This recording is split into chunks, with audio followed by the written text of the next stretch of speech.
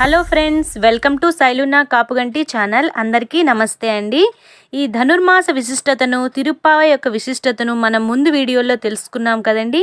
మన ఆండాల్ తల్లి మనకు అందించినటువంటి తిరుప్పావై అనే దివ్య ప్రబంధంలోని మొదటి 6 పాసురాలను మనం తెలుసుకున్నాం.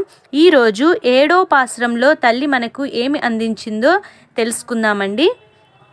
కీసు కీసెండ్రు ఎంగుం ఆనై చాతన్ కలందు పేసిన పేచ్చరవం కేట్టిలయో పేపెన్నే కాసుం పిరప్పుం కలగలప్ప కైపేర్తు வாசனருங்குல லாய்ச்சியர் மத்தினால் ஓசை படுத்த தைரரவம் கேட்டிலையோ நாயக பெண் பிள்ளாய் நாராயணன் மூர்த்தி கேசவனை பாடவும் நீ கேட்டே கிடத்தியோ தேசமுடையாய் திரைయేలో రెంబావాయ్. గోదాదేవి చేస్తున్నటువంటి తిరుప్పావై వ్రతానికి తన తోటి బాలికలందరూ వచ్చారట. కానీ 10 మంది బాలికలు మాత్రం రాలేదని, వారిని స్వయంగా తానే నిద్రలేపటానికి గోదాదేవి స్వయంగా వారి దగ్గరికి వెళ్ళి ఏ విధంగా వాళ్ళని నిద్ర నుండి మేల్కొల్పినదో 6వ పాసురం నుండి తెలుపుతుంది. ఈ 6వ పాసురంలో మొదటి బాలికను నిద్ర నుండి మేల్కొల్పింది. ఈరోజు 7వ పాసురంలో మన తల్లి గోదాదేవి ఏ విధంగా నిద్ర లేపిందో, నిద్ర నుండి మేల్కొల్పిందో ఈ పాసురంలో వివరిస్తుంది. పొద్దు పొడుస్తున్నది అనగా తెల్లవారుతుంది అనడానికి సూచనగా మధురమైన శబ్దంతో భరద్వాజ పక్షులు తాము కూడా గూడు నుండి విడిపోయి ఆహారాన్వేషణకు బయలుదేరుటకు సిద్ధపడుతూ బెంగతో ఒకదానికి మరొకటి కిచకిచలాడుచున్నవి. ఆ అల్లరి నీకు వినపడలేదా ఓ బాలిక, పిచ్చి పిల్ల, నువ్వు లేమ్మా అని చెప్పి గోదాదేవి ఎంతో ప్రేమతో బాలికను నిద్రలేపుతుంది.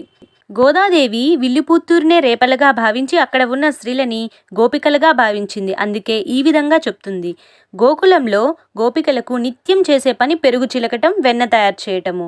వాళ్ళు దీన్ని భగవత్ కార్యంగా భావిస్తారు. శుచిగా స్నానం చేసి ఆభరణాలు ధరించి తలలో సుగంధ పూలు, చేతికి గాజులు ధరించి భగవత్ సేవగా భావిస్తూ కృష్ణనామ స్మరణతో పెరుగు చిలుకుతారు. మెడలో ఉన్నటువంటి మంగళసూత్రముల పూసలు తగులుకొని మరియు చేతుల యొక్క గాజులు తగులుకొనియు గలగలమని శబ్దం వచ్చేటట్లు సుగంధములు వెదజల్లే శిరోజాలు గల గొల్లవనితలు తమ కవ్వంతో పెరుగును చిలుకుతూ ఉన్నారు. ఆ పెద్ద శబ్దాలు నీకు వినపడటలేదా? వాళ్ళు చేసే కృష్ణనామాలు నీకు వినపడటలేదా? ఇవన్నీ కూడా తెల్లవారడానికి చిహ్నాలే. మా అందరికీ నీవు నాయకురాలవు కదా, త్వరగా నిద్ర లేమ్మా. సమస్త విశ్వాన్నంతటినీ వ్యాపించి ఉన్న శ్రీకృష్ణుడు కేసి అనే గుర్రం రూపంలో ఉన్న రాక్షసుణ్ణి సంహరించినవాడు. ఆ స్వామి యొక్క నామాన్ని జపిద్దాము, ఆ స్వామి యొక్క కీర్తనలు పాడుకుందాము. ఆ శ్రీమన్నారాయణుని వీరగాథను గానం చేయుట మన కర్తవ్యము. నీవు కూడా మాతో కలిసి గానం చేయవచ్చు కదా. మాకు తెలుసులే, నీవు నిద్రలో కూడా భగవత్నామ స్మరణ చేస్తున్నావు. నీ మొహంలోని తేజస్సు మాకు కనిపిస్తుంది. నీ తేజస్సును మాకు కూడా పంచి ఇవ్వుము అని నిద్రిస్తున్నటువంటి 2వ బాలికను ఏ విధంగా మేల్కొల్పిందో మన గోదాదేవి ఈ పాసురంలో తెలిపింది. అందుకే ఎప్పుడూ కూడా భగవత్నామ స్మరణ చేస్తుంటే మన మొహంలో అంటే మనలో ఒక దివ్య తేజస్సు కనపడుతుందని ఈ పాసురం నుండి మనందరం తెలుసుకోవాలి.